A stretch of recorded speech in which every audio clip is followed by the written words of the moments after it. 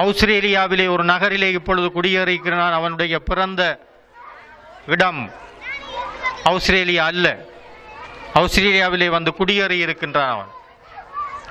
அவனுடைய உரைகளை கேட்பதற்கு அர்த்த புஷ்டியுள்ள ஆழமான சாதாரணமாக சிந்திக்க முடியாத விடயங்களை எல்லாம் அவன் பேசிக்கொண்டிருக்கின்றான் என்பதை கேள்வியுற்ற மக்கள் பட்டாளம் அவன் பேசுகின்ற இடங்களுக்கெல்லாம் சென்று அறிவை மாந்தி செல்லுகின்றார்கள். தன்னுடைய வாழ்க்கை வரலாற்றை அவன் கைகளும் இல்லை, கால்களும் இல்லை, கவலையும் இல்லை என்ற மகுடத்திலே ஒரு புத்தகமாக வெளியிட்டிருக்கிறான். செய்யப்பட்ட புத்தகம் என்கின்ற கின்னஸ் சாதனையை அந்த நூல்தான் பெற்றிருக்கின்றது. அமெரிக்க ஜனாதிபதி ஒருவர்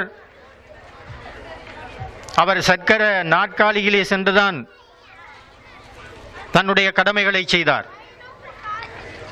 எங்களுடைய தலைவர் மறைந்த மு. சிவசிதம்பரம் ஐயா அவர்களுக்கு கடைசியாக தேசிய பட்டியலிலே நியமனம் கொடுக்கப்பட்டு பாராளுமன்றத்துக்கு சென்ற பொழுது நாற்காலியிலே தான், சக்கர நாற்காலியிலே தான் சென்றார்.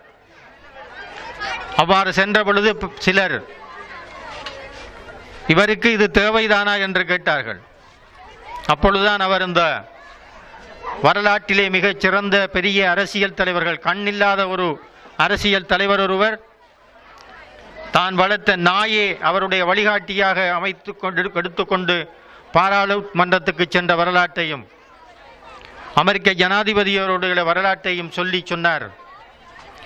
நான் கைகளாலே சிந்திப்பதில்லை, கால்களாலே சிந்திப்பதில்லை, நான் சிரசாலே மூளையாலே சிந்திக்கின்றேன். அந்த சிந்தனையை எடுத்து சொல்லுவதற்கு எனக்கு இருக்கின்ற சிரசு போதும் என்று.